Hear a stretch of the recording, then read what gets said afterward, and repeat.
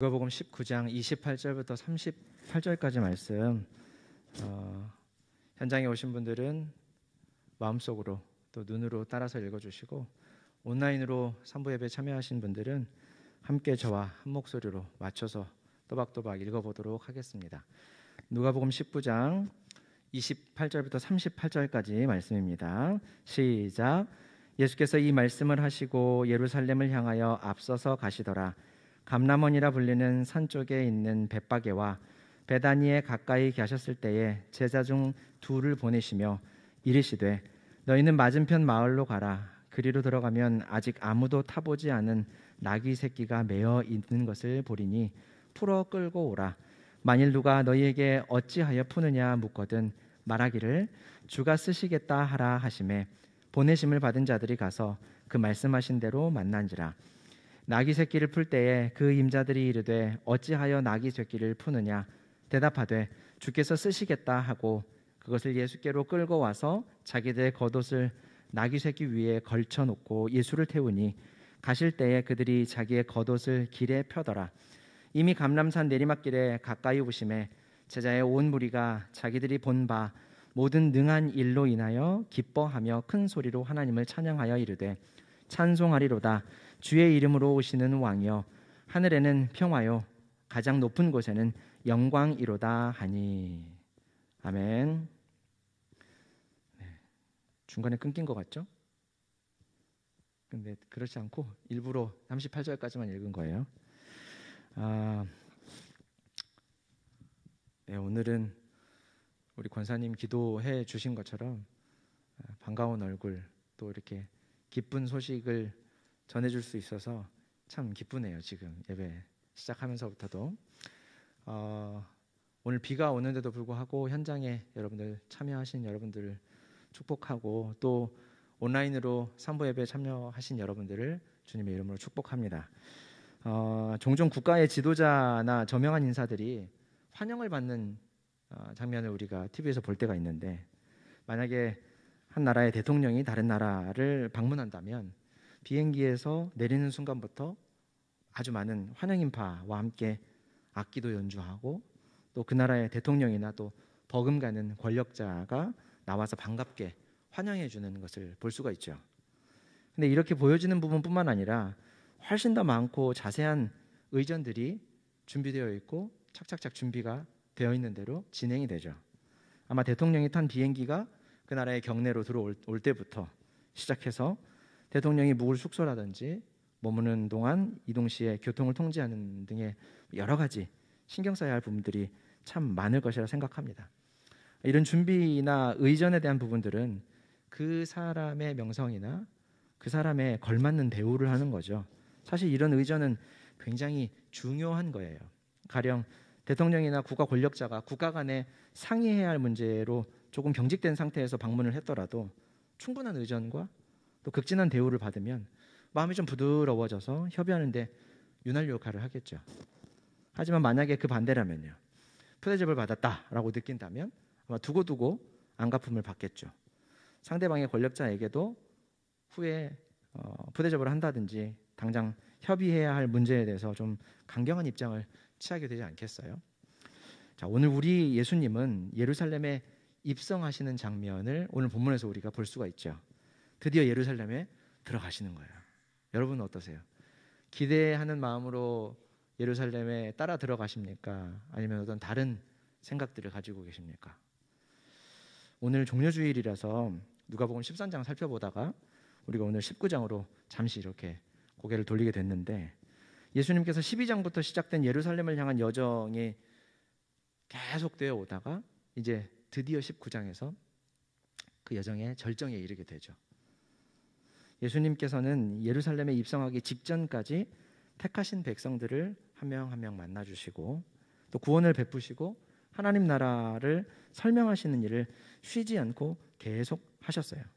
오늘 본문 28절을 보면 예수께서 이 말씀을 하시고 라는 말로 시작을 하는데 바로 앞부분은 열문화의 비유, 그러니까 우리가 잘 아는 달란트 비유가 기록되어 있어요. 그 비유로 하나님의 나라를 설명하셨죠. 그리고 이제 예루살렘을 향해 가십니다.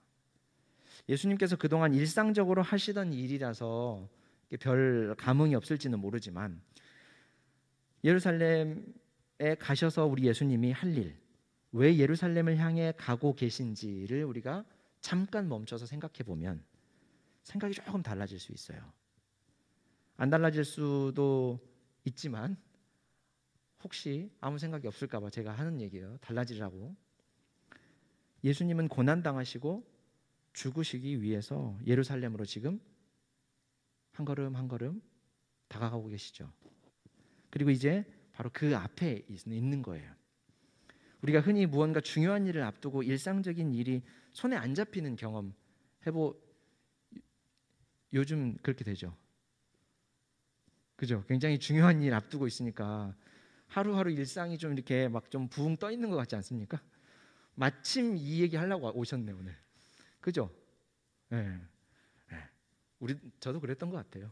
네. 맞아요. 중요한 일을 앞두고 있으면 매일매일 해왔던 그 일들, 일상적인 일들이 굉장히 막 손에 좀 안 잡히고 마음이 좀 붕 뜨고 그런 경험을 우리가 하게 되죠. 하나님이신 예수님이시지만 오늘 본문 다음에도 보면 예루살렘 성을 보시고 눈물을 흘리시는 것, 그리고 겟세마네 동산에서 기도하실 때 아주 격한 감정을 표출하시고 하나님께 고난의 잔을 지나가게 해달라라고 요청하셨던 것을 보면은 우리 주님은 우리와 같은 완전한 인간이시기도 하셨기 때문에 분명 지금 예루살렘이 가까워지면 가까워질수록 일상적으로 하시던 일에 영향을 받으셨을 거예요.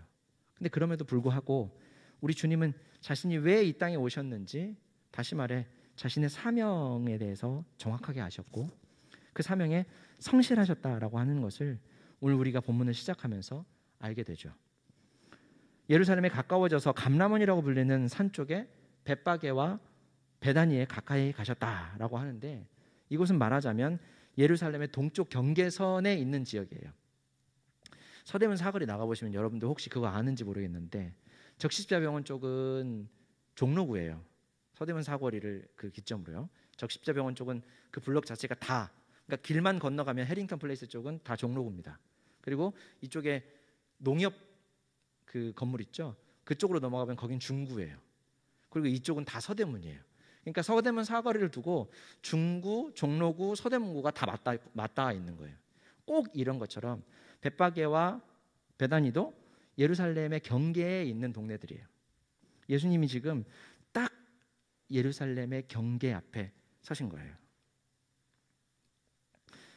마침내 예수님께서 예루살렘의 경계에 다 달아서 지금 그 순간을 기록하고 있는 거죠. 인간의 뇌는 행복한 순간이나 중요한 순간, 그리고 또 굉장히 위급한 순간이 되면 초당 사진을 많이 찍는데요. 초당 사진을 많이 찍어서 기억에 오래 남긴다고 그래요. 그러니까 예전에 즐거웠던 순간들이나 행복했던 순간들을 생각해 보면 눈으로 보았던 장면들이 자세하게 생각이 나지 않습니까? 그리고 심지어 그날의 날씨, 그날 입었던 옷, 또 그 방문했던 곳의 냄새라든지 뭐 이런 것들까지 아주 자세하게 기억이 남는 이유가 그런 거예요. 아마 예수님께서 그리고 제자들과 함께 지금 이곳에 다다랐을 때의 기억도 분명히 그럴 거예요. 드디어 마침내 예루살렘이다. 이런 생각이 들면서 여기서부터는 이전보다 훨씬 더 자세한 기억들이 생생하게 살아있겠죠. 예수님은 그곳에서 제자들 중 둘을 맞은편 마을에 보내셨다 그래요. 확실치는 않지만 아마 베드로와 요한이겠죠.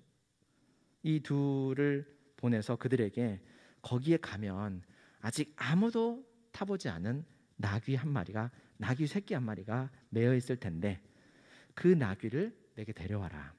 만약에 나귀의 주인이나 또 주변에 있는 어떤 사람이 무슨 일로 오셨느냐, 무슨 일로 나귀를 가져갔느냐라고 묻거든 주님께서 쓰시겠다라고 전해라. 이렇게 얘기해요. 또 우리 베드로 선생님은 굉장히 충성심이 남다르지 않습니까? 그래서 아마 이 주님의 이야기를 듣고 가면서 주님이 쓰시겠다고 하라. 주님이 쓰시겠다고 하라. 참 말 멋있다. 이러면서 아마 분명히 어깨가 으쓱해갖고 어깨에 뽕 이만큼 들어가지고 지금 그 마을로 가고 있겠죠. 야, 주님이 쓰시겠다라고 하면 진짜 그 사람들이 그냥 보내줄까? 이러면서 아마 분명히 갔을 거예요. 근데 베드로가 그런 생각을 진짜로 했다면 단단히 착각한 거예요. 무슨 얘기냐면 우리 주님은 지금 예루살렘에 무엇 때문에 입성하시고 있는가? 다시 한번 생각해 보세요. 고난과 죽음을 위해서. 죽음이라고 하니까 그냥 뭐 남의 이야기, 뭐 그냥 죽으러 간다라는 얘기를 남의 이야기처럼 하니까 그렇지만 정말로 여러분들이 만약에 죽으러 간다. 내 죽음이 지금 내 코앞에 있다. 내가 지금 앞두고 있는 서대문 사거리에 해링턴 플레이스 앞에 딱 서 있어요. 근데 그 신호를 딱 건너서 서대문구의 경내에 딱 들어가면 거기가 내 사지다라고 생각을 하면 여러분 그 건널목이 신호등이 잘 지나가지겠습니까? 고난과 죽음을 위해서 지금 예수님은 입성하시는 거예요. 물론 아직 예수님의 고난과 죽음을 제자들은 현실로 받아들이지 않았기 때문에 어쩌면 뭐 어깨에 뽕이 들어간다든지 아니면 지금도 굉장히 기대에 부풀어서 예루살렘으로 한 걸음 한 걸음 다가가는 제자들의 마음이 충분히 이해가 될 만도 해요. 하지만 예수님께서 실제로 십자가에서 죽으시고 부활하시기까지 제자들의 생각은 끊임없이 예수님과 평행선을 긋는 것 같아요. 반대를 향해 있는 거죠. 우리는 예수님을 주인이다라고 고백을 해요. 그렇죠? 주님, 주여 기도할 때도 그렇게 부르지 않습니까? 근데 주님이라는 말은 아무 의미 없는 그냥 호칭이 아니잖아요. 물론 우리가 누군가의 이름을 부를 때 상현 형제 이름의 뜻이 뭐예요 혹시? 상현. 서로 상자에 어질 현자. 우리가 상현 형제, 상현아 이렇게 부를 때 그 의미를 언제나 생각하면서 부를 수는 없겠지만 주님이라는 말을 우리가 고백하고 부를 때 한 번쯤 꼭 생각해 봤으면 좋겠어요. 주님이라는 말의 의미가 어떤 것인지, 그 안에 어떤 함의가 있는지.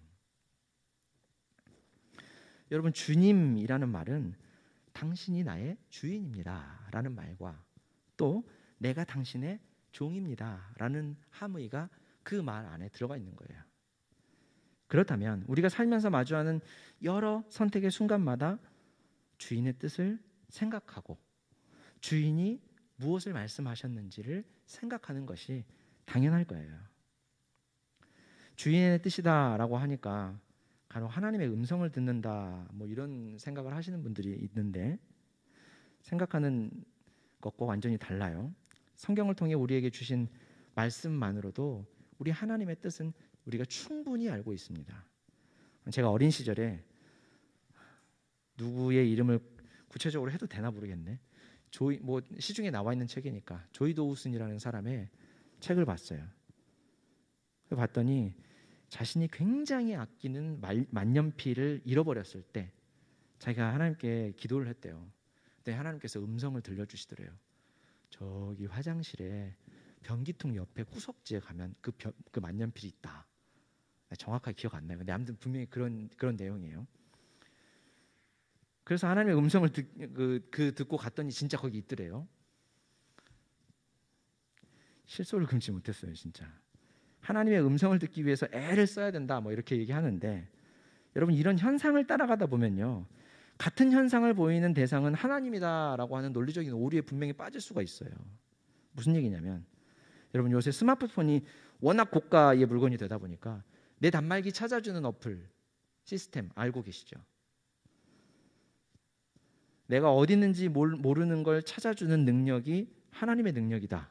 내가 모르는 것도 알려주는 능력이 하나님의 능력이다라고 얘기한다면 단말기를 잃어버렸을 때 단말기를 찾아주는 어플도 하나님의 능력을 가지고 있는 겁니까? 아니잖아요. 그죠? 우리에게는 이미 이 땅 가운데 오셔서 하나님의 뜻을 온전히 증거하신 예수님의 말씀을 통해 삼위 하나님을 내 주인으로 삼고 내 주인으로 모시고 살아가는 방법을 충분히 배웠어요. 충분히 가지고 있어요. 어디에요? 성경에. 하나님의 음성을 듣는다라는 것이 듣기에는 뭐 굉장히 대단한 것 같고 한편으로는 하나님의 권위를 막 되게 인정하는 것 같지만 하나님께서 이루신 하나님의 뜻과 성부 하나님과 성령 하나님께서 협력하여서 이루신 이 완전한 구원의 뜻이 어쩌면 완전하지 못해서 또 다른 음성을 들어야 한다라고 말하고 있는 것인지도 몰라요. 그래서 정말 잘 분별해야 돼요. 그래서 저는 언제나 얘기하지만 그런 음성은 절대 듣지 말라고 얘기하죠. 자, 어쨌든 두 제자는 예수님의 말씀에 따라서 맞은편 마을에 가서 나귀를 끌고 왔어요. 그때 나귀의 주인이 아무런 제지 없이 나귀를 내어주었다라는 것이 굉장히 좀 신비롭게 느껴지죠. 근데 사실 신비로운 일은 아니에요. 왜냐하면 이 당시에 예수님은 세간에 굉장히 주목을 받고 있는 아주 유명한 인사였었어요. 여러 가지 표적들을 보여주시면서 저 나사렛 촌동네에서 나온 청년 하나가 예언자인 것 같고 또 메시아인 것 같고 하나님의 아들이라고도 하는데 그 사람 참 용한 사람이다 라면서 온 동네에 지금 소문이 나 있었어요. 그리고 예루살렘을 향해서 12장에서부터 계속해서 오시면서 하나님 나라의 복음을 전하시고 죄인들을 만나시고 회개시켜서 그들에게 구원을 베푸시는 일들을 계속해서 하고 계셨어요. 그러면서 사람들의 입에서 입으로 예수님에 대한 소문들이 많이 전해졌습니다. 그래서 오늘 본문 37절 말씀도 보시면 이미 감람산 내리막길에 가까이 오심에 제자의 온 무리가 자기들이 본 바 모든 능한 일로 인하여 기뻐하며 큰 소리로 하나님을 찬양했다 이렇게 얘기하잖아요. 예수님께서 예루살렘에 다 달았을 때 이미 예수님을 맞이하는 무리가 그곳에 운집해 있었어요. 사람들이 다 알고 있었다고요. 그래서 나귀의 주인도 예수님께서 쓰신다라는 말을 듣고도 두말 없이 그냥 내어드렸던 거예요. 그 유명하신 그분이 내 걸 쓰시겠다라고 하면 기쁨으로 내어드리는 거죠. 우리가 흔히 유명인사가 막 내가 만드는 물건이라든지 우리 회사의 제품을 쓴다 그러면 되게 좋잖아요. 영향력 있는 사람이 쓰니까 홍보도 되고 그런 마음이죠. 그래서 나귀를 내어드렸는데 예수님께서는 그 나귀를 가리켜서 아직 아무도 타보지 않은 나귀다 이런 얘기를 해요. 이 말이 무슨 뜻일까? 신상이란 뜻일까? 아니면 예수님께서 누구보다 더 빨리 이렇게 경험해 보시는 얼리 어댑터라는 얘기일까? 아니죠. 이 말은 단지 그냥 그 나귀가 아직 사람의 손을 한 번도 타보지 않은, 사람을 한 번도 태워보지 않은 나귀다라는 그 겉에 외형적인 어떤 의미만은 아니에요. 예수님의 그 예루살렘 입성은 여러분 여러모로 의미가 있는데 우리가 알듯이 종려나무 가지를 흔들면서 환영하는 것, 전쟁에서 승리한 개선 장군이나 또 전쟁터로 나가는 군대에게 힘을 북돋워 주기 위해서 하는 그런 예식 같은 행위였죠. 예수님께서 예루살렘에 입성하실 때 무리들이 이와 같이 예수님을 맞이했는데 호산나 다윗의 자손이여 우리를 구원하소서라는 말을 외쳤어요. 그런데 그들의 이 말이 우리를 하나님의 백성 되게 해주십시오, 죄인인 우리의 죄를 사하시고 영원한 하나님 나라의 백성이 되도록 우리를 인도해 주십시오, 죄인인 우리에게 자비를 베풀어 주십시오라고 하는 회개의 말들이 아니에요. 왜냐하면 그들은 이미 자신들이 구원받은 사람들이었기 때문에, 하나님의 백성이었기 때문에 그런 구원에는 관심이 없었어요. 진짜로 그렇다는 게 아니라 그들의 인식이요. 우리는 이미 하나님의 백성이기 때문에 하나님의 구원을 기다리지 않았어요. 메시아가 와서 자신들의 죄를 사하고 영원한 생명을 주는, 우리가 지금 받아 누리고 있는 영원한 생명의 그 구원을 기다리지 않았다고요. 그러면요, 이들이 외치던 구원은 무엇이었을까? 이스라엘의 정치적 독립이에요. 다윗의 자손, 전쟁 영웅이었던 이 다윗의 자손이요, 우리를 로마의 치하에서 하루빨리 독립시켜 주십시오 라는 염원을 담아 그 호산나 다윗의 자손이요 우리를 구원하소서, 우리를 독립시켜 주십시오 라고 했던 거예요. 이들은 지금 그런 자신들의 꿈과 비전을 이 예수님에게 투영해서 예수님을 왕으로 삼고 다윗과 같은 전쟁 영웅으로 만들려고 했던 거예요. 예수님께서 오병이어의 기적을 표적을 나타내실 때도 사람들이 어떻게 했었습니까? 예수님을 억지로 데려다가 끌어다가 왕 삼아서 자신들의 먹고 사는 문제를 해결하려고 했죠. 그랬더니 예수님께서 어떻게 하셨어요? 그들의 생각을 다 아시고 피해버리셨죠. 지금도 마찬가지예요. 예수님은 이들의 생각을 다 아시고 나는 너희들이 원하는 왕이 아니라 이러이러한 왕이다 라고 하는 것을 그림으로 보여주기 위해서, 그러한 것을 제스처로 보여주기 위해서 지금 나귀를 타고 입성한다라고 하는 거예요. 원래 장군들이나 또 진짜 왕들은 나귀 안 타겠죠. 그렇지 않겠습니까? 우리나라로 하면 가마 타겠죠. 가마. 사람들의 어깨 위에 가마를 타고, 또 고대 시대의 장군들은 아주 좋은 준마들을 타겠죠. 그런데 우리 주님은 나는 너희들이 원하는 그런 왕이 아니다라고 하는 것을 가르쳐 주시기 위해 나귀를 타고 예루살렘에 들어가시는 거예요. 그것도 아직까지 한 번도 사람이 타지 않은 나귀, 모든 사람들이 한 번도 들어본 적 없는 영원한 생명을 주는 왕, 하나님 나라로 자기 백성을 인도하시고 하나님과 화해를 이루실 왕, 전쟁 영웅이 아닌 평화의 왕이 되시기 위해 예루살렘에 나귀를 타고, 한 번도 사람을 태우지 않은 그런 나귀를 타고 지금 들어가고 계신 거예요. 물론 나귀를 타는 것도 아까 얘기한 것처럼 이상한 일이죠. 왕이나 장군들은 분명히 나귀 안 탈 텐데. 그러면 당시에는 나귀는 어떤 사람들이 탔느냐면 어린이나 여인들이 탔었어요. 하나님이신 예수님께서 이 땅에 사람의 몸을 입고 자신이 창조하신 피조물의 몸을 입고 오신 것도 이와 똑같은 원리죠. 가장 낮은 자의 모습, 겸손히 섬기는 자의 모습으로 오셨고 예루살렘에 그러한 모습으로 입성하고 계신다라는 거예요.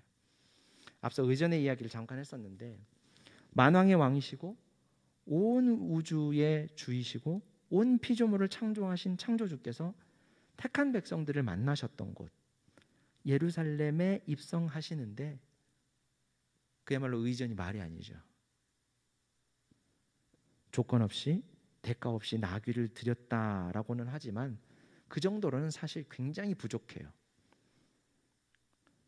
정말 귀한 손님을 모시기 위해서 우리가 어떻게 합니까? 비행기표도 보내드리고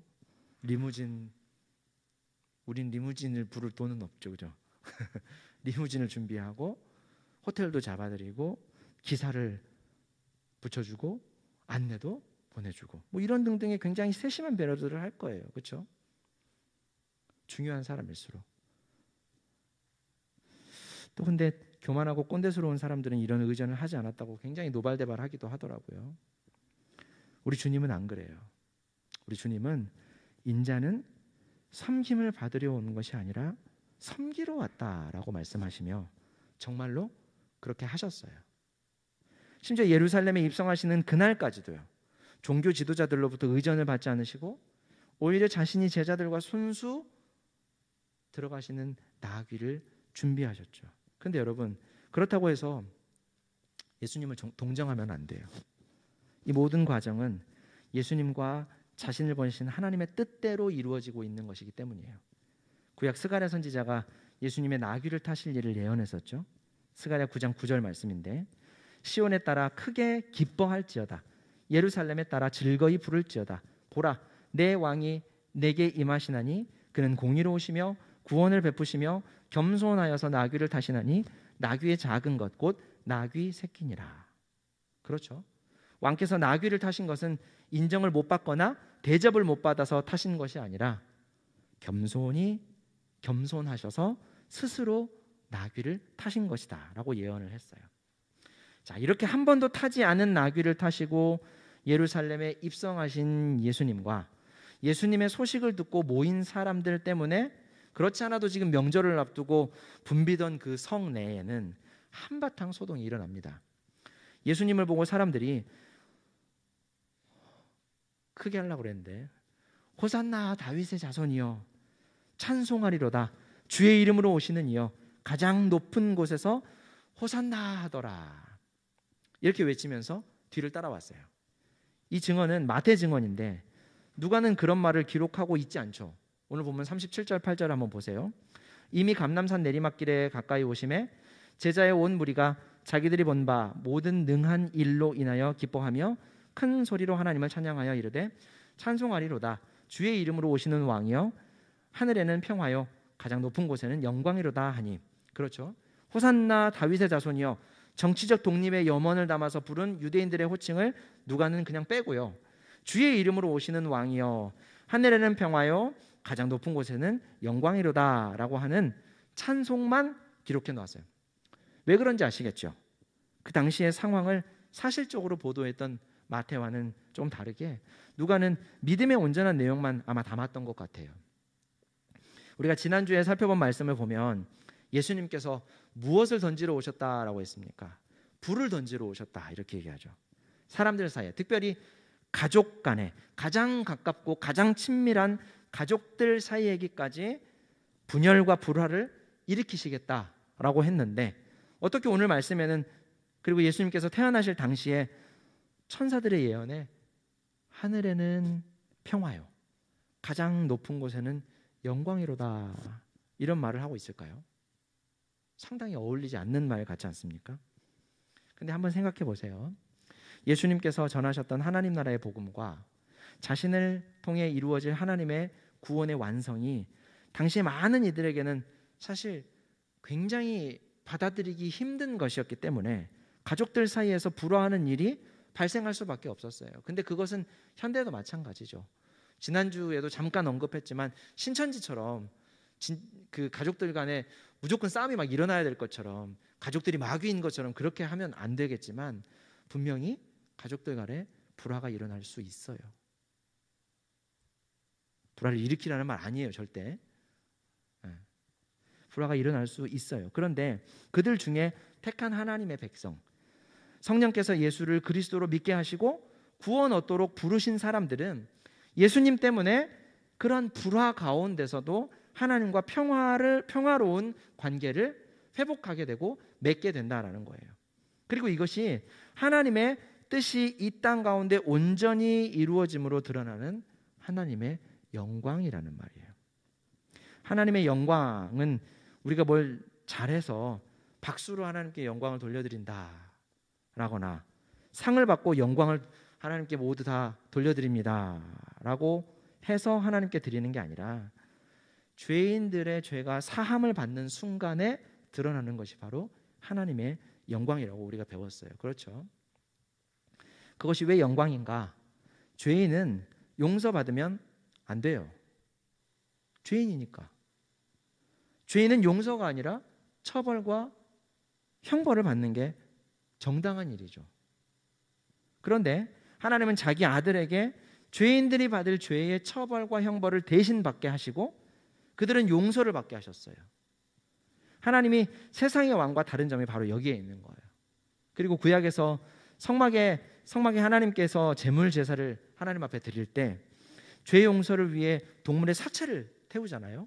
동물의 사체를 태우고 그 연기가 하늘로 곧장 올라가고 나면 하나님께서 그것을 받으시고 자기 백성들의 죄를 용서하셨다라고 하는 뜻으로 하늘로부터 영광의 구름이 백성들 가운데 쭉 내려왔다라고 성경이 기록하고 있어요. 그것을 보면 하나님의 영광은 우리가 하나님께 지어드리는 것이 아니라 하나님께서 자신의 영광을 우리 가운데 드리워 주시는 거예요. 예수님을 통해 하나님의 이런 영광이 나타날 것이다 라고 하는 무리들의 찬송 소리는 어쩌면 그들이 원하는 것과 하나님께서 계획하신 것이 사실 그 내용은 완전히 다른 거죠. 그죠? 이 무리들이 원했던 구원이라고 하는 것은 정치적인 독립이었으니까. 그렇지만 겉으로는 똑같아 보여요. 그냥 겉만 보았을 때는 속은 어찌 되었던 간에 겉만 보았을 때는 그렇다라고 생각할 수 있지만 우리가 지금껏 살펴본 것처럼 그 속을 까서 보면 속은 완전히 반대된 이야기들을, 반대된 생각들을 하고 있는 것이죠. 자, 사랑하는 여러분, 오늘 종려주일입니다. 지난주에 그 고난주간 묵상지를 보내드렸어요. 받으신 분들도 있고 못 받으신 분들도 있다고 하던데 받으신 분들은 오늘부터 묵상하는 겁니다. 아시겠죠? 네, 종료주일부터 시작하는 거예요. 고난주간은. 여러분들이 가서 오늘 6시부터 제가 동영상을 하나씩 올려드렸으니까 매일 6시에 일어나는 분은 거의 없겠지만 그 이후로 여러분들이 동영상 보시면서 묵상할 수 있었으면 좋겠어요. 오늘 종료주일인데 우리 주님께서 나귀를 타시고 세상에 없던 왕으로 예루살렘 성에 입성하시는 날을 기념하는 날이에요. 여러분, 우리는 우리에게 오신 예수님을 맞이하면서 혹 예루살렘 성 안에 있던 무리들처럼 자신들의 욕망과 자신들의 계획을 투영한 나의 왕, 내가 생각하는 왕, 내가 세우고 싶은 그런 왕을 보고 있는 것은 아닌지 한번 돌아봤으면 좋겠어요. 성경은 그것을 보고 무엇이라고 얘기하냐면 우상이라고 얘기하는 거예요. 하나님을 우상처럼 섬기는 행위죠. 이스라엘 백성들이 출애굽한 이후에 모세가 십계명 돌판을 받으러 시내산으로 올라갔을 때 어떻게 했어요? 그들이 금으로 송아지를 만들어 놓고 이것이 우리를 애굽에서 이끌어낸 우리 하나님이다, 우리의 신이다, 이렇게 얘기했잖아요. 그것이 바로 하나님을 우상처럼 섬기는 행위죠.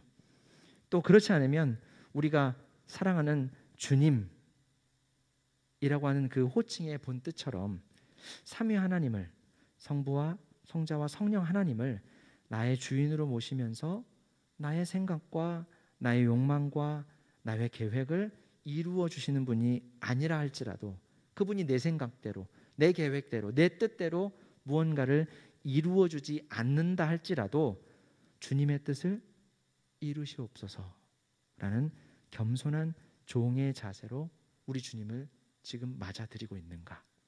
나는 그 둘 중 누구인가? 한번 생각해 봤으면 좋겠어요. 우리 매일의 삶 속에서 우리 주님이 우리의 주인 되심이 나타날 수 있도록 주인으로 우리의 삶을 주장하며 사실 수 있도록 우리의 삶을 온전히 내어드리는 신앙의 사람들이 다 되시기를 주님의 이름으로 부탁합니다.